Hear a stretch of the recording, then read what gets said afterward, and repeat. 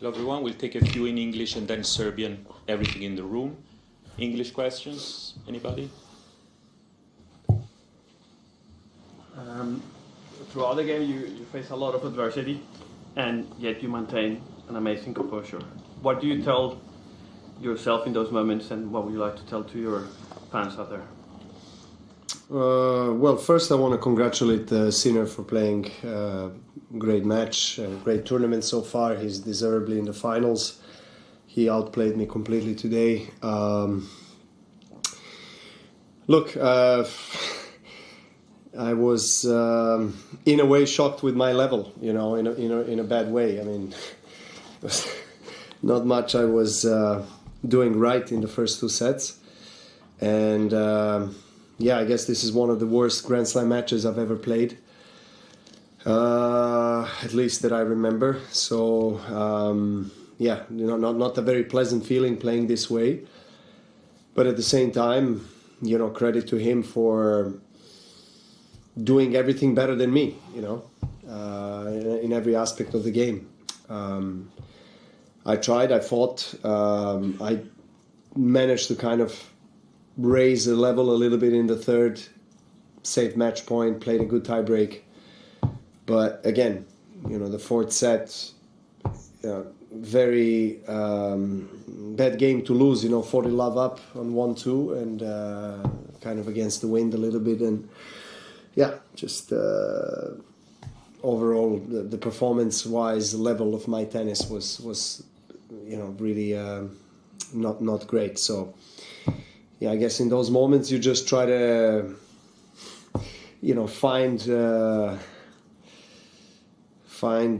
serenity, but at the same time, you know, try to uplift your, you know, yourself and your game. That's what I tried. But you know, and the crowd was great. I think they were really fair towards both players. Lots of supports for both Jannik and I.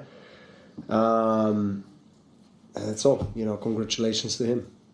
Hi, Novak. Did it take you completely by surprise that your level was off? Was there anything in the warm-up, anything in the days leading up to it, or is it just one of those things where some days you come out? Well, to be honest, the whole tournament, you know, I haven't played really close to my best. I mean, some matches maybe against Manarino was great, but you know, most of the matches I was, yeah, not playing up to par, so to say, the way I play here in Australia normally. So in a way it did surprise me because I thought, you know, it won't be that bad in the first two sets. But on the other hand, I didn't feel really myself on the court during this tournament. So yeah, one can say semifinals is a great result, of course, but I always expect, you know, the highest of myself, and it wasn't meant to be today.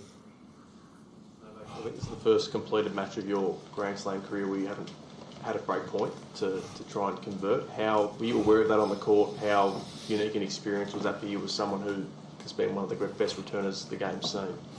Yeah, I mean, that stat says a lot. I mean, the way, first of all, he was serving very, very accurately, precise, and he was backing his serve very well. Yeah, myself, it's hard to describe, you know, everything. I mean, we don't have that much time. I mean, there's a lot of negative things that I've done on the court today in terms of my game, so that I'm not really pleased with, in return or, you know, movement or forehand, you know, backhand, everything, you know, was just subpar. So yeah. Yeah, he was very dominant. Dominant on his service games, and obviously, if you serve well and if you don't face a break point, you know, it plays with the mind of your opponent. Meaning, you can put more pressure on his service games, my service games in this case, and you kind of swing freely. And yeah, I mean, congrats. I mean, to him, he just played a flawless match. You know what? I would like to put you in some months. The next Grand Slam is Roland Garros. Who do you think is the favorite in Paris? it's really far away. Let's see how the players play in the next several months, particularly on in the clay season. It's completely different surface conditions.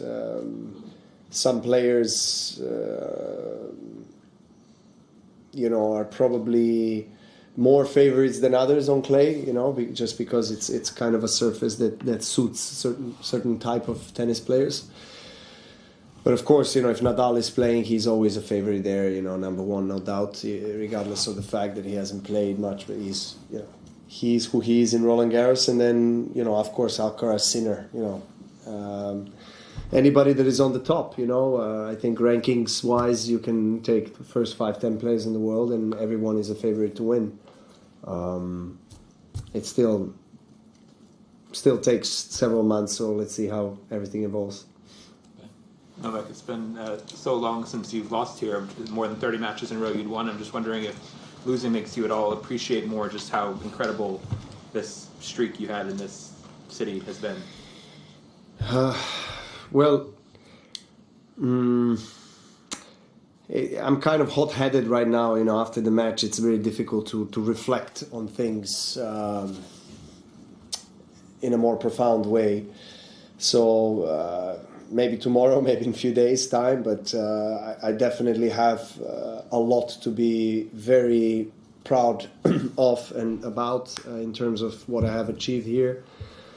And streak was going to end, one day. It was going to happen, and at least I gave everything I possibly can under circumstances where I didn't play well, and I lost to a player that has a very good chance to win his first slam. So that's all it is. But this has been a very special city, best by far Grand Slam of my career, and I just hope that I'll get a chance to come back, to play at least another time and go through the emotions once more. Two more in English, Mark. Novak, that's the third time Jannik's beaten you since November, and you were unbeaten against him before that. Can you tell us what you've noticed has changed in Jannik's game to take him to the next level?